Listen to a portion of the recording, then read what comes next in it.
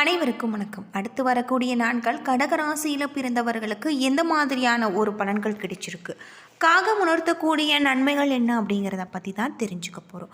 கடகராசியில் பிறந்தவர்களுக்கு இந்த காலகட்டம் முழுவதுமே சிறப்பான பல மாற்றத்தை தரக்கூடிய வகையில் அமைஞ்சிருக்கு. வீடியோ ரொம்பவே பயனுள்ளதாக இருக்கும். வீடியோவை கடைசி வரைக்கும் ஸ்கிப் பண்ணாமல் பாருங்கள். நம்ம சேனலை நீங்கள் இன்னும் சப்ஸ்கிரைப் பண்ணலைன்னா மறக்காமல் சப்ஸ்கிரைப் பண்ணிவிடுங்க. வாங்க வீடியோக்குள்ளே போனால், நம்முடைய சேனலில் ஆன்லைனில் கருங்காலி மாலை சேல்ஸ் பண்ணிகிட்ருக்கோம். உங்களுக்கு கருங்காலி மாலை வேணும்னா டிஸ்கிரிப்ஷன் நம்பர் கொடுத்துருக்கோம். அந்த நம்பருக்கு வாட்ஸ்அப் பண்ணுங்கள், நாங்கள் டீட்டெயில் சொல்கிறோம். நீங்கள் வாங்கி பார்த்து பயனடைஞ்சு பாருங்கள். கடகராசியை பொறுத்தவரை இந்த காலகட்டத்தில் அற்புதமான பல மாற்றத்தை தரக்கூடியதாகும். தொழிலில் இருக்கக்கூடிய பிரச்சனைகள் அனைத்திற்குமே தீர்வு கிடைக்கக்கூடிய வகையில் அமைஞ்சிருக்கு. தொழில் நிமித்தமான பயணம் ஏற்படக்கூடிய வகையில் இருக்குது. உங்களுடைய தொழிலை விரிவுபடுத்துவதற்கான ஒரு முயற்சியில் நீங்கள் ஈடுபடலாம். இந்த காலத்தில் பிற்பகுதியில் எதிலுமே நீங்கள் பொறுமையாக இருக்க வேண்டிய ஒரு காலம். பண வரவை பொறுத்தவரை திருப்திகரமான ஒரு போக்கு காணப்படுகிறது. செலவுகளும் அனாவசியமான செலவுகளாக இருக்குது. சிலருக்கு வெளியூர் பயணம், அதனால் ஆதாயம் ஏற்படலாம். திருமண தொடர்பான முயற்சிகளில் குடும்ப பெரியவர்களுடைய ஆலோசனைகளை கேட்டு நீங்கள் செய்ய வேண்டும். வாழ்க்கை துணை வழி உறவினர்களுடைய வருகை உங்களுக்கு செலவுகளை ஏற்படுத்துவதுடன் மகிழ்ச்சி தருவதாக இருக்குது. அலுவலகத்தில் உங்களுடைய பணிகளில் கூடுதல் கவனம் தேவை. சக பணியாளர்களுடன் எச்சரிக்கையாக இருக்க வேணும். அதிகாரிகளுடன் பேசும் பொழுது பதட்டம் வேண்டாம். வியாபாரத்தை விரிவுபடுத்தவும், வாடகை இடத்துல இருந்து சொந்த இடத்துக்கு கடையை மாற்றவும் உங்களுக்கு வாய்ப்பு இருக்குது. புதிய முதலீடுகளில் பண வரவு, பண உதவி உங்களுக்கு கிடைச்சிருக்கு. குடும்பத்தை நிர்வகிக்கக்கூடிய பெண்களுக்கு அக்கம் பக்கத்தில் உள்ளவர்களுடன் பக்குவமாக நீங்கள் நடந்து கொள்ள வேண்டியது நல்லது அப்படின்னு சொல்லலாம். அது மட்டும் இல்லாமல் இந்த காலகட்டம் உங்களுக்கு அதிர்ஷ்டமான வாய்ப்புகள் தரக்கூடிய வகையில் இருக்குது. வெங்கடேஷ பெருமாளை வழிபட்டு வாருங்கள். உங்களுடைய வாழ்க்கையில் நீங்கள் எதிர்பார்க்க முடியாத அளவுக்கு பல நன்மைகள் ஏற்படும். கிரகநிலை அப்படின்னு பார்த்தா, உங்களுக்கு தனவாக்கு குடும்பஸ்தானத்தில் கேது, பஞ்சம பூர்வ புண்ணிய ஸ்தானத்தில் புதன் சுக்கிரன், ரண ருண ரேகஸ்தானத்தில் சூரியன் செவ்வாய் புதன் சுக்கிரன், அஷ்டமஸ்தானத்தில் சனி ராகு, விரயஸ்தானத்தில் குரு என கிரகநிலைகள் இருப்பதால் ராசிநாதன் சந்திரனுடைய சந்தாரம் அனுகூலமாக இருக்குது என்பதால் எதையுமே நீங்கள் சிறப்பாக செய்து முடிப்பீங்க. பண வரத்து உங்களுக்கு அதிகரிக்கும். அடுத்தவர்களிடம் பொறுப்புகளை ஒப்படைக்காமல் நேரடியாக செய்வது நன்மை தரும். தொழில் வியாபார தொடர்பாக அதிகம் உழைக்க வேண்டியிருக்கும். அதற்கேற்ற பலன்களும் உங்களுக்கு கிடைச்சிருக்கு. நிலுவையில் இருக்கக்கூடிய பாக்கிகள் வசூலாகும். உத்தியோகத்தில் நிர்வாக திறமை பளிச்சிடும். கணவன் மனைவி ஒருவரை ஒருவர் அனுசரித்து செல்வது. அக்கம் பக்கத்தாருடன் சில்லறை சண்டைகள் ஏற்படலாம். பெண்களுக்கு பண வரத்து எதிர்பார்த்தபடி இருக்குது. கலைத்துறையில் ஆன்மீக நாட்டம் அதிகரிக்கலாம். இழுபறியாக இருந்த காரியங்கள் சாதகமாக முடியும். அது மட்டும் இல்லாமல் இந்த காலம் அரசியல் துறையில் எதிலுமே கூடுதல் கவனத்துடன் செயல்படுத்துவது நல்லது. சுலபமாக முடிந்துவிடும் என்று நினைக்கும் காரியம் கூட சற்று தாமதமாகலாம். மாணவர்களுக்கு உங்களுடைய முயற்சிகளில் சாதகமான ஒரு பலன்கள் தரும். இந்த காலகட்டத்தில் அரசியல்வாதிகள் மக்களுக்கு கொடுத்த வாக்குறுதியை காப்பாற்றி மக்களின் ஆதரவை பெறுவாங்க. கொடுக்கல் வாங்கல்ல சரளமான ஒரு நிலை அமையும். பிறருக்கு கொடுத்த வாக்குறுதியை காப்பாற்ற முடியும். சிலருக்கு வாய்ப்புகள் வந்து குவிவதால் பொருளாதார நிலையும் குவிஞ்சிருக்கு. வெளியூர் வெளிநாடுகள் செல்லக்கூடிய வாய்ப்புகள் உங்களுக்கு உண்டாகலாம்.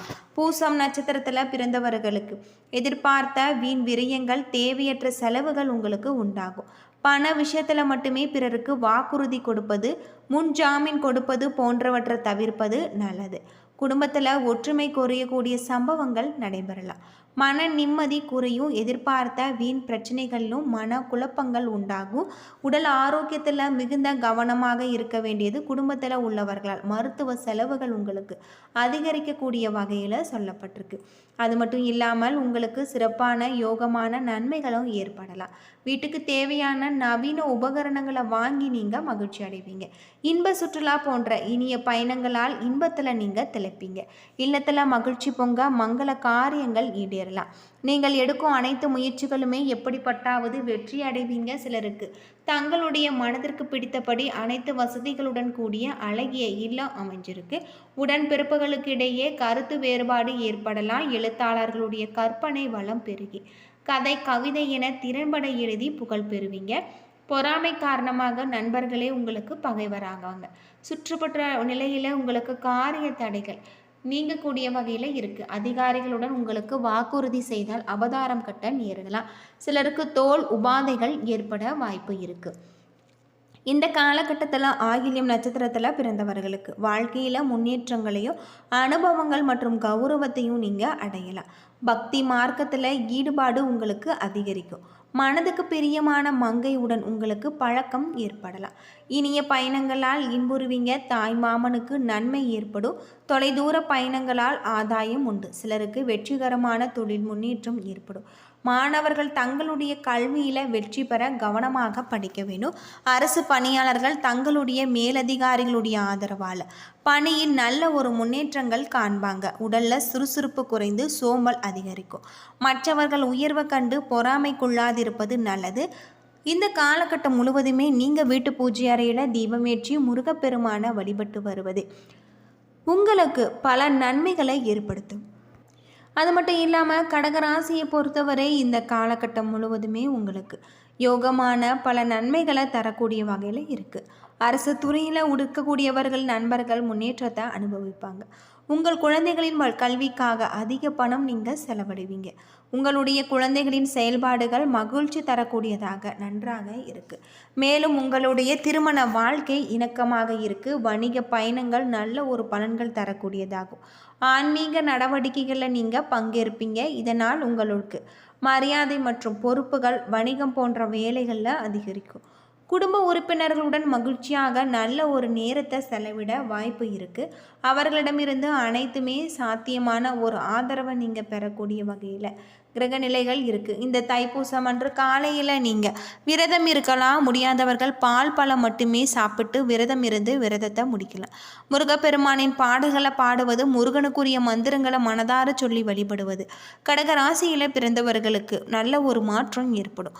முருகப்பெருமான் கோவிலுக்கு சென்று முருகனை தரிசித்து வாருங்க. கோவிலுக்கு செல்ல முடியாதவர்கள் வீட்டிலேயே முருகனின் படத்திற்கு முன்பு விளக்கு ஏற்றி மனமுருகி முருகனை வழிபடலாம். இந்த ஆண்டு இந்த போல் நீங்கள் விரதம் இருந்து முருகப்பெருமான வழிபட்டு மாறுங்கள். உங்களுடைய வாழ்க்கையில் நீங்கள் எதிர்பார்க்க முடியாத அளவிற்கு பல மாற்றங்கள் ஏற்படும் அப்படின்னு சொல்லப்பட்டிருக்கு. முருகனுக்குரிய மிக முக்கியமான வழிபாட்டு தினங்களில் ஒன்று தான் இந்த தைப்பூசம்.